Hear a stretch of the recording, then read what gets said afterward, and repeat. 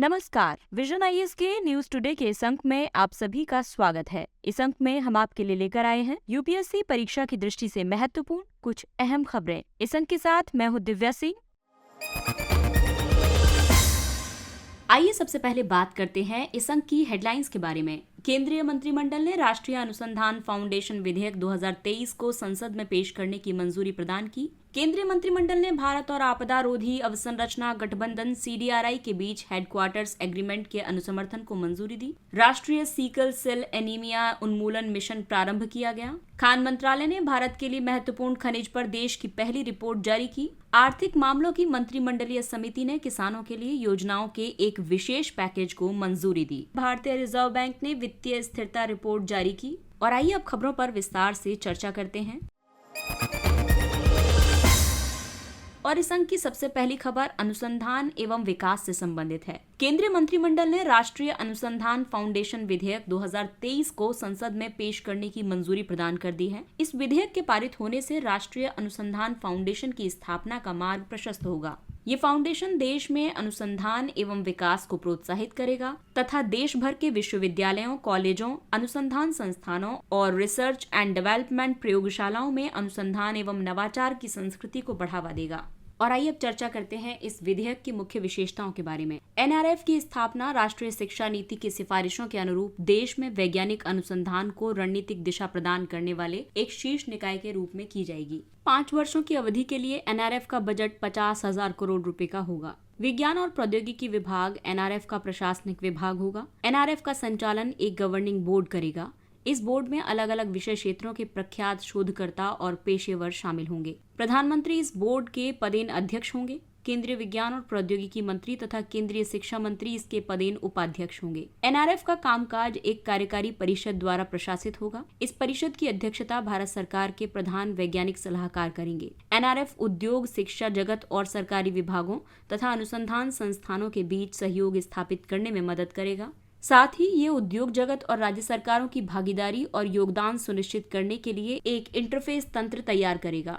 NRF अनुसंधान और विकास पर सहयोग को बढ़ावा देगा तथा उद्योग जगत को और अधिक व्यय करने के लिए प्रोत्साहित करेगा। ये विधेयक विज्ञान और इंजीनियरिंग अनुसंधान बोर्ड को भी निरस्त कर देगा। इसका विलय एनआरएफ में हो जाएगा। विज्ञान और इंजीनियरिंग अनुसंधान बोर्ड के बारे में ये कहा जाता है कि ये विज्ञान और प्रौद्योगिकी विभाग के अंतर्गत एक सांविधिक निकाय है। इसकी स्थापना विज्ञान और इंजीनियरिंग अनुसंधान बोर्ड 2008 द्वारा की गई है। इसका मुख्य कार्य विज्ञान और इंजीनियरिंग में मूलभूत अनुसंधान को बढ़ावा देना है और साथ ही इस कार्य के लिए वित्तीय सहायता प्रदान करना है। किसी शैक्षणिक या अनुसंधान संस्थान में एक नियमित फैकल्टी या शोधकर्ता अनुसंधान कार्य के लिए सहायता के लिए आवेदन कर सकता है।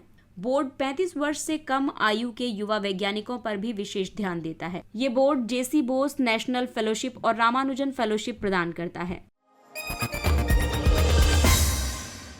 केंद्रीय मंत्रिमंडल ने भारत और आपदा रोधी अवसंरचना गठबंधन के बीच हेडक्वार्टर्स एग्रीमेंट के अनुसमर्थन को मंजूरी दे दी है। वर्ष 2022 में मंत्रिमंडल ने सीडीआरआई को एक अंतर्राष्ट्रीय संगठन के रूप में मान्यता देने और हेडक्वार्टर्स एग्रीमेंट पर हस्ताक्षर करने की मंजूरी दी थी। हेडक्वार्टर्स एग्रीमेंट का उद्देश्य सीडीआरआई को अपेक्षित छूट, उन्मुक्ति और विशेषाधिकार प्रदान करना है। इनका उल्लेख संयुक्त राष्ट्र विशेषाधिकार और उन्मुक्ति अधिनियम 1947 की धारा 3 के तहत किया गया है। ये अधिनियम संयुक्त राष्ट्र के विशेषाधिकार और उन्मुक्ति पर अभिसमय को प्रभावी बनाने के लिए बनाया गया था। इसे 1946 में संयुक्त राष्ट्र महासभा ने अपनाया था। संयुक्त राष्ट्र चार्टर संयुक्त राष्ट्र और उसके अधिकारियों को यूएन के प्रत्येक सदस्य देश के संप्रभु राज्य क्षेत्र में ऐसी कानूनी क्षमता, विशेषाधिकार और उन्मुक्ति का अधिकार प्रदान करता है जो यूएन के कार्यों को पूरा करने और इसके उद्देश्यों की पूर्ति के लिए आवश्यक है। अधिनियम की धारा 3 अन्य अंतर्राष्ट्रीय संगठनों और उनके प्रतिनिधियों और अधिकारियों को कुछ विशेषाधिकार तथा उन्मुक्तियां प्रदान करता है। इस अधिनियम के अनुच्छेद 2 की धारा 3 में ये प्रावधान किया गया है कि संयुक्त राष्ट्र के परिसरों का अतिक्रमण और उल्लंघन नहीं किया जाएगा। हेडक्वार्टर्स एग्रीमेंट पर हस्ताक्षर करने से सीडीआरआई को एक स्वतंत्र और अंतर्राष्ट्रीय कानूनी संस्था का दर्जा प्राप्त हो सकेगा। इससे सीडीआरआई अंतर्राष्ट्रीय स्तर पर अपने दायित्वों का अधिक कुशलता से निर्वहन कर सकेगा। हेडक्वार्टर्स एग्रीमेंट से CDRI को कई लाभ प्राप्त होंगे। उसे विशेषज्ञों की प्रतिनियुक्ति करने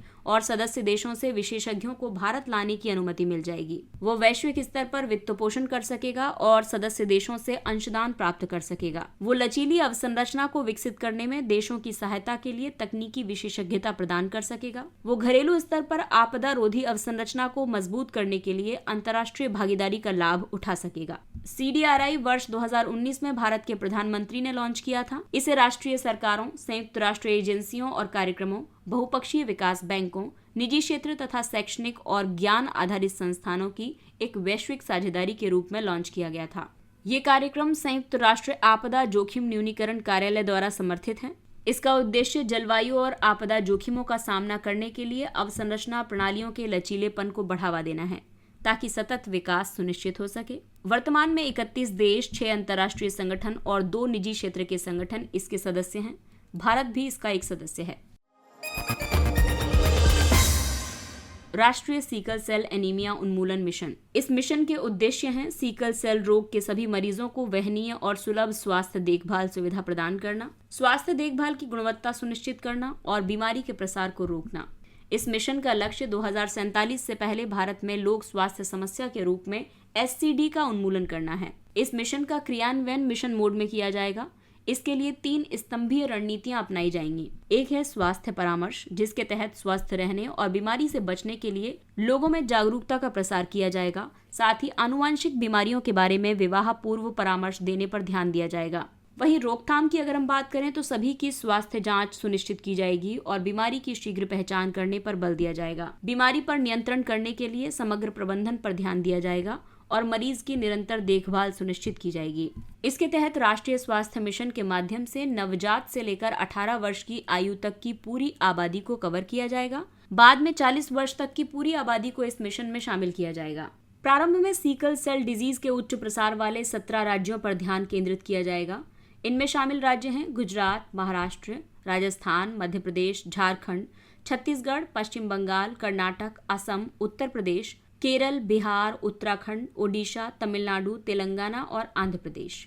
इस मिशन का लक्ष्य 3.5 वर्षों में सीकल सेल डिजीज की जांच, इसकी रोकथाम के लिए परामर्श और इससे पीड़ित लोगों की देखभाल के साथ 7 करोड़ लोगों को कवर करना है। इस कार्यक्रम को राष्ट्रीय स्वास्थ्य मिशन के तहत मौजूदा तंत्र और रणनीतियों जैसे कि प्रधानमंत्री सुरक्षित मातृत्व अभियान के साथ एकीकृत रूप में संचालित किया जाएगा। सीकल सेल रोग एक प्रकार का हीमोग्लोबिन विकार है। ये एक वंशानुगत रक्त रोग है जो शरीर में ऑक्सीजन के प्रवाह को प्रभावित करता है। इस रोग में लाल रक्त कोशिका के आकार में परिवर्तन हो जाता है। कोशिका एक साधारण डोनट के आकार से परिवर्तित होकर अर्धचंद्राकार या दरांती के आकार की बन जाती है। विकृत कोशिकाओं में ढलनशीलता यानी कि प्लास्टिसिटी की कमी होती है। इस कमी से वे छोटी रक्त वाहिकाओं को अवरुद्ध कर सकती है, जिससे रक्त प्रवाह बाधित हो सकता है। इसके कारण RBCs का जीवन काल कम हो जाता है या शरीर में हीमोग्लोबिन और खून की कमी हो जाती है। इसीलिए इसे एनीमिया या सीकल सेल एनीमिया भी कहा जाता है। भारत में जनजातीय आबादी में ये बीमारी अधिक सामान्य है, हालांकि गैर आदिवासियों में भी इसका प्रसार देखा गया है। खान मंत्रालय ने भारत के लिए महत्वपूर्ण खनिज पर देश की पहली रिपोर्ट जारी की। इस रिपोर्ट में 30 महत्वपूर्ण खनिजों की पहचान की गई है। महत्वपूर्ण खनिज वे खनिज होते हैं जो आर्थिक विकास और राष्ट्रीय सुरक्षा के लिए आवश्यक होते हैं। इन्हें 2 मापदंडों के आधार पर महत्वपूर्ण का दर्जा दिया जाता है: आर्थिक महत्व और आपूर्ति से जुड़े जोखिम। इन खनिजों की उपलब्धता में कमी या कुछ विशेष भौगोलिक क्षेत्रों में ही इनके निष्कर्षण या प्रसंस्करण के कारण आपूर्ति श्रृंखला में बाधाएं या समस्याएं उत्पन्न हो सकती हैं। भारत में महत्वपूर्ण खनिजों की पहचान की प्रक्रिया 5 मुख्य उद्देश्यों को पूरा करती है। एक है आर्थिक समृद्धि का समर्थन करना, अनुसंधान को बढ़ावा देना, वैश्विक सुरक्षा में वृद्धि करना, कच्चे माल की सुरक्षा सुनिश्चित करना और जलवायु परिवर्तन के खिलाफ कार्रवाई को बढ़ावा देना। इस रिपोर्ट में महत्वपूर्ण खनिजों की मूल्य श्रृंखला के 5 स्तंभों की पहचान की गई है और ये हैं अपस्ट्रीम अन्वेषण, अपस्ट्रीम खनन एवं निष्कर्षण, मिड डे स्ट्रीम प्रसंस्करण, शोधन और धातुकर्म, डाउनस्ट्रीम के तहत घटक विनिर्माण और स्वच्छ, डिजिटल और उन्नत प्रौद्योगिकी उत्पादन तथा सामग्री पुनर्प्राप्ति और पुनर्चक्रण। इस रिपोर्ट में कई सिफारिशें की गई हैं, जैसे कि महत्वपूर्ण खनिजों पर एक राष्ट्रीय संस्थान या उत्कृष्टता केंद्र स्थापित किया जाना चाहिए। खान मंत्रालय के अधीन एक अलग विंग बनाया जाना चाहिए। विदेशी परिसंपत्तियों के रणनीतिक अधिग्रहण के लिए अंतर्राष्ट्रीय एजेंसियों या खनिज विदेश इंडिया लिमिटेड के साथ सहयोग करना चाहिए। प्रौद्योगिकियों को संशोधित और परिष्कृत करने पर ध्यान केंद्रित करने के लिए एक अभिनव वित्त पोषण तंत्र स्थापित करना चाहिए। इसके अलावा महत्वपूर्ण खनिजों की सूची को समय समय पर अपडेट करना चाहिए। इन्हें आवधिक रूप से हर 3 साल में अपडेट करना चाहिए। ये महत्वपूर्ण खनिज जिनके लिए भारत 100% आयात पर निर्भर है, ये है लिथियम। ये रिचार्जेबल बैटरी और सिरेमिक में उपयोग किया जाता है। दूसरा है कोबाल्ट, जिसका उपयोग रिचार्जेबल बैटरी और सुपर अलॉय के रूप में किया जाता है। तीसरा है निकेल, ये स्टेनलेस स्टील, सुपर अलॉय और रिचार्जेबल बैटरी के रूप में किया जाता है। इसके अलावा है वेनेडियम, लोहा और इस्पात के लिए मिश्र धातु का एक घटक है, ये बैटरी में उपयोग किया जाता है। इसके अलावा है नाइयोबियम, ये स्टील और सुपर अलॉय तथा विनिर्माण और परिवहन में यूज किया जाता है। बाकी जर्मेनियम है, जो कि फाइबर ऑप्टिक्स और नाइट विजन उपकरणों में यूज किया जाता है। रेनियम, जो सुपर अलॉय है, ये एरोस्पेस और मशीनरी में उपयोग किया जाता है। इसके अलावा बेरिलियम, जो एरोस्पेस में प्रयोग होने वाली मिश्र धातुओं के घटक और रक्षा उद्योग में यूज की जाती है। इसके अलावा टेंटलम का उपयोग इलेक्ट्रॉनिक पुर्जे या मुख्य तौर पर कैपेसिटर्स और सुपर अलॉय में किया जाता है। और एक और महत्वपूर्ण खनिज है स्ट्रोनियम, जो कि एल्यूमिनियम पिगमेंट्स और फिलर्स तथा कांच और चुंबक में यूज किया जाता है।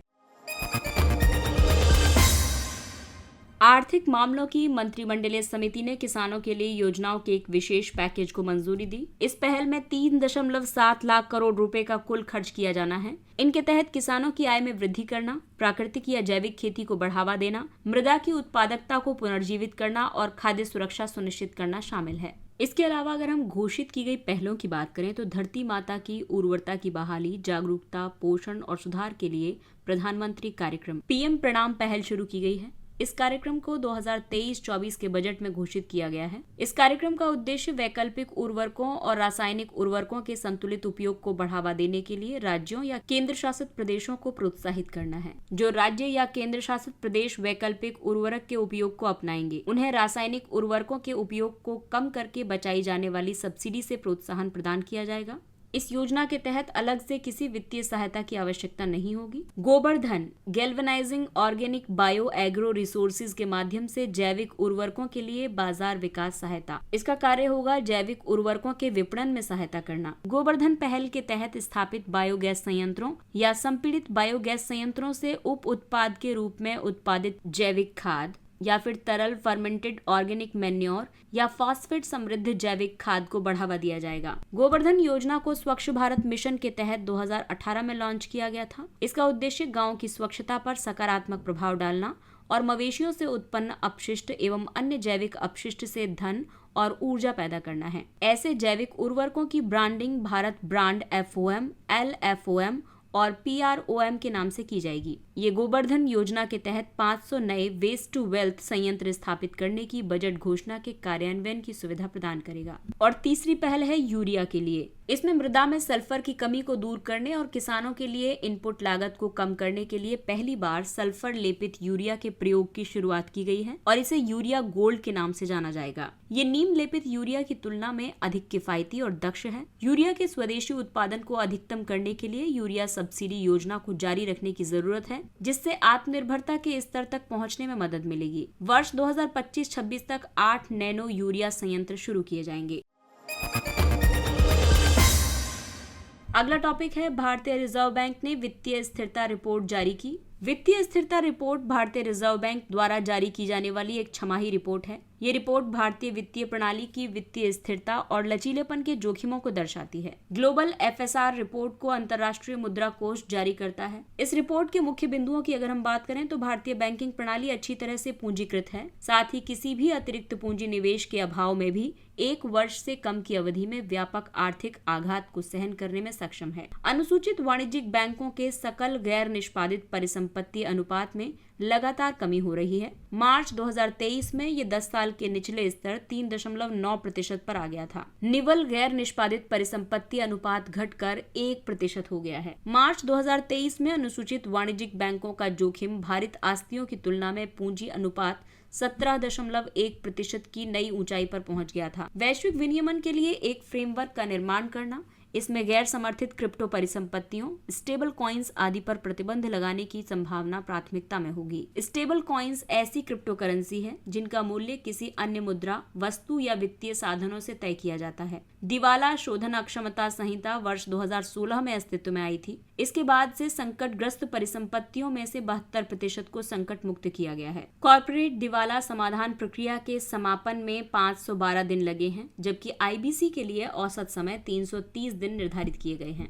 और आइए अब चर्चा कर लेते हैं शब्दावलियों के बारे में। तो सबसे पहले बात करते हैं CRAR की, जोखिम भारित आस्तियों की तुलना में पूंजी अनुपात। ये बैंक की जोखिम भारित आस्तियों और चालू देनदारियों की तुलना में बैंक की पूंजी का अनुपात है। दूसरा है सकल गैर निष्पादित परिसंपत्ति। ये उन सभी ऋणों की राशि है जिसे लोगों ने बैंकिंग संस्थान से प्राप्त किया है और नहीं चुकाया है। इसके अलावा है वो राशि जो प्रोविजन की राशि को समग्र NPA से घटा देने के बाद प्राप्त होती है। इसके बाद है प्रोविजनिंग कवरेज अनुपात। ये GNPA की तुलना में प्रोविजनिंग का अनुपात है। ये दर्शाता है कि बैंक ने ऋण हानि से निपटने के लिए कितनी धनराशि अलग रखी है। और आइए अब चर्चा करते हैं कुछ अन्य महत्वपूर्ण सुर्खियों के बारे में। Zero FIR। मणिपुर में जीरो FIR दर्ज करने की संख्या में वृद्धि देखी गई है। दरअसल जब किसी पुलिस स्टेशन को किसी अन्य पुलिस स्टेशन के अधिकार क्षेत्र में किए गए कथित अपराध की शिकायत मिलती है तो वो एक प्राथमिकी दर्ज करता है और फिर इसे आगे की जांच के लिए संबंधित पुलिस स्टेशन में स्थानांतरित कर दिया जाता है। इसे ही जीरो FIR कहा जाता है। इसमें शुरुआत में दर्ज प्राथमिकी के लिए कोई नियमित FIR नंबर नहीं दिया जाता है। जीरो FIR मिलने के बाद संबंधित पुलिस स्टेशन नई FIR दर्ज करता है। जीरो FIR को 2013 में निर्भया मामले की पृष्ठभूमि में न्यायमूर्ति वर्मा समिति की सिफारिश के आधार पर शिकायत तंत्र में शामिल किया गया था। अगला टॉपिक है just energy transition partnership. Senegal JETP समझौते पर हस्ताक्षर करने वाला चौथा देश बन गया है। उससे पहले दक्षिण अफ्रीका, इंडोनेशिया और वियतनाम इस पर हस्ताक्षर कर चुके हैं। JETP यानी जस्ट एनर्जी ट्रांजिशन पार्टनरशिप विकासशील देशों में ऊर्जा संक्रमण का समर्थन करने के लिए विकसित देशों द्वारा बहुपक्षीय वित्त पोषण के प्रमुख तंत्र के रूप में उभर रहा है। इसकी घोषणा पहली बार ग्लासगो में आयोजित UNFCCC के COP26 सम्मेलन में की गई थी। इसमें फ्रांस, जर्मनी, यूनाइटेड किंगडम, संयुक्त राज्य अमेरिका और यूरोपीय संघ ने दक्षिण अफ्रीका के विकार्बनीकरण प्रयासों का समर्थन करने के लिए JETP की घोषणा की थी। जस्ट एनर्जी ट्रांजिशन पार्टनरशिप का लक्ष्य कोयले की बजाय स्वच्छ ऊर्जा स्रोतों को अपनाने के लिए देशों का समर्थन करना है। इससे रोजगार सृजन और आर्थिक प्रभाव से जुड़ी सामाजिक चिंताओं का भी समाधान किया जाएगा। अगला टॉपिक है बच्चे और सशस्त्र संघर्ष पर संयुक्त राष्ट्र महासचिव की रिपोर्ट। बच्चों की बेहतर सुरक्षा के लिए सरकार द्वारा उठाए गए कदमों को देखते हुए भारत को 2023 की इस UN रिपोर्ट से हटा दिया गया है। भारत को कई कारणों से 2010 से इस रिपोर्ट में शामिल किया जाता रहा है। जम्मू कश्मीर में सशस्त्र समूहों द्वारा लड़कों की कथित भर्ती और उनका इस्तेमाल करना शामिल रहा है। इसके अलावा राष्ट्रीय सुरक्षा के आधार पर जम्मू कश्मीर में भारतीय सुरक्षा बलों द्वारा लड़कों को हिरासत में लेना। रिपोर्ट में बच्चों पर सशस्त्र संघर्ष के प्रभाव से संबंधित रुझान और किए गए उल्लंघनों की जानकारी शामिल है। आपको बता दें कि सुरक्षा परिषद ने अपने संकल्प 1612 और उसके बाद के संकल्पों में इनसे संबंधित डेटा को शामिल करने का अनुरोध किया था। अगला टॉपिक है दुकम बंदरगाह। हाल ही में भारत के राष्ट्रीय सुरक्षा सलाहकार ने ओमान के दुकम बंदरगाह का दौरा किया। दुकम बंदरगाह अरब सागर के सामने और होर्मुज जलडमरू मध्य के बाहर स्थित है। ये अवस्थिति इस बंदरगाह को मुख्य पूर्वी और पश्चिमी व्यापार गलियारों की सेवा प्रदान करने में सक्षम बनाती है। इस बंदरगाह से ओमान की खाड़ी और हिंद महासागर पर भी नजर रखी जा सकती है। भारत ने 2018 में सैन्य उपयोग और लॉजिस्टिक समर्थन के लिए दुकम तक पहुंच हासिल कर ली थी। ये बंदरगाह भारत को अदन की खाड़ी के रास्ते लाल सागर तक भी आसान पहुंच प्रदान कर सकता है। उचित और लाभकारी मूल्य यानी fair and remunerative price FRP। आर्थिक मामलों की मंत्रिमंडलीय समिति ने 2023-24 चीनी सत्र के लिए गन्ने के FRP को मंजूरी दी है। FRP वो न्यूनतम मूल्य है जिस पर चीनी मिलें किसानों से गन्ना खरीदती हैं। इसका निर्धारण गन्ना नियंत्रण आदेश 1966 के तहत किया जाता है। गन्ना के लिए दोहरी मूल्य निर्धारण प्रणाली लागू की गई है। दरअसल FRP की घोषणा केंद्र सरकार करती है। इसे कृषि लागत और मूल्य आयोग की सिफारिशों के आधार पर घोषित किया गया है। राज्य सरकार राज्य परामर्शी मूल्य की घोषणा कर सकती है। ये सामान्य तौर पर FRP से ज्यादा होता है। ऊर्जा संक्रमण सूचकांक। विश्व आर्थिक मंच द्वारा जारी ऊर्जा संक्रमण सूचकांक में भारत का 120 देशों में 67वां स्थान है। इस सूची में स्वीडन शीर्ष पर है। इसके बाद डेनमार्क और नॉर्वे का स्थान है। सूचकांक में भारत से संबंधित कई बिंदु हैं। भारत सहित केवल 55 देशों ने ही अपने स्कोर में 10% से ज्यादा अंकों का सुधार किया है। भारत एकमात्र प्रमुख अर्थव्यवस्था है जहां सूचकांक के सभी आयामों में ऊर्जा संक्रमण की गति तेज हो रही है। भारत में ऊर्जा संक्रमण के लिए आवश्यकताएं हैं: एक कुशल कार्यबल, नवाचार में सार्वजनिक निजी सहयोग और कम कार्बन उत्सर्जन वाली प्रौद्योगिकियों में अनुसंधान और विकास में निवेश। और अब बात करते हैं शेयर रेंटिंग के बारे में। पश्चिम बंगाल का CID विभाग एक अभियान चला रहा है। इसका उद्देश्य माता पिता को शेयर रेंटिंग के खतरों के बारे में जागरूक करना है। शेयर रेंटिंग का मतलब है माता पिता द्वारा सोशल मीडिया पर अपने बच्चों के बारे में बहुत अधिक विवरण पोस्ट करने से है। ये बच्चे के मनोवैज्ञानिक विकास के लिए हानिकारक सिद्ध हो सकता है। साथ ही साइबर अपराधी इन विवरणों का दुरुपयोग भी कर सकते हैं। अभियान के तहत माता पिता से ये भी अनुरोध किया गया है कि वे बच्चे के बारे में जानकारी ज्यादा सावधानी के साथ पोस्ट करें। अगला टॉपिक है तरंग शक्ति अभ्यास। भारतीय वायुसेना इस वर्ष के अंत में पहली बार बहुपक्षीय वायुसेना अभ्यास तरंग शक्ति की मेजबानी करेगी। एंटीबायोटिक उत्पादन के लिए नई प्रमाणन योजना। एंटीबायोटिक दवाओं का जिम्मेदारी पूर्वक उत्पादन सुनिश्चित करने के लिए ब्रिटिश स्टैंडर्ड इंस्टीट्यूट और AMR इंडस्ट्री अलायंस ने प्रमाणन शुरू किया है। प्रमाणन में तीसरे पक्ष द्वारा सत्यापन का प्रावधान किया गया है। ये प्रमाणन योजना एंटीबायोटिक उत्पादन प्रक्रिया में पर्यावरणीय चिंताओं की निगरानी करने में मदद करेगी। इन प्रमाणन मानकों को पूरा करने के लिए दवा का रिलीज पॉइंट पर एंटीबायोटिक सांद्रता स्तर पूर्व अनुमानित नो इफेक्ट सांद्रता स्तर से कम होना चाहिए। एक बार जारी किया गया प्रमाण स्तर 3 साल के लिए वैध होगा। ये प्रमाणन योजना 2022 में लागू किए गए एंटीबायोटिक विनिर्माण मानकों का कार्यान्वयन सुनिश्चित करेगी। और आइए अब चर्चा करते हैं सुर्खियों में रही शब्दावलियों के बारे में। ग्रीडफ्लेशन। मूल संदर्भ में अगर हम देखें तो ग्रीडफ्लेशन या फिर लालच जनित मुद्रास्फीति में मुद्रास्फीति या कीमतों में बढ़ोतरी आर्थिक प्रवाह से नहीं बल्कि कॉर्पोरेट लालच से प्रेरित होती है। इसे एक ऐसी स्थिति के रूप में समझा जा सकता है जहां कॉर्पोरेट के अत्यधिक मुनाफे की इच्छा मुद्रास्फीति को जन्म दे रही होती है। कंपनियां न केवल इनपुट लागत को कवर करने के लिए बल्कि अपने लाभ मार्जिन को बढ़ाने के लिए भी कृत्रिम रूप से वस्तुओं की कीमतों में वृद्धि करती हैं। अगला टॉपिक है भावनात्मक श्रम।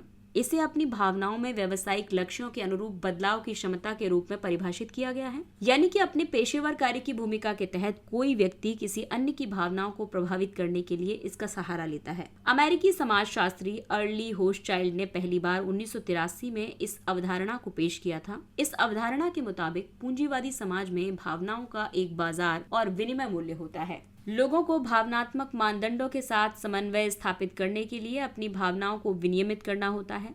साथ ही आय प्राप्त करने के लिए व्यवसाय का सुचारू संचालन सुनिश्चित करने के लिए भी इस विनियमन की आवश्यकता होती है। भावनात्मक श्रम का महिलाओं और अन्य वंचित समूहों पर असमान रूप से प्रभाव पड़ता है।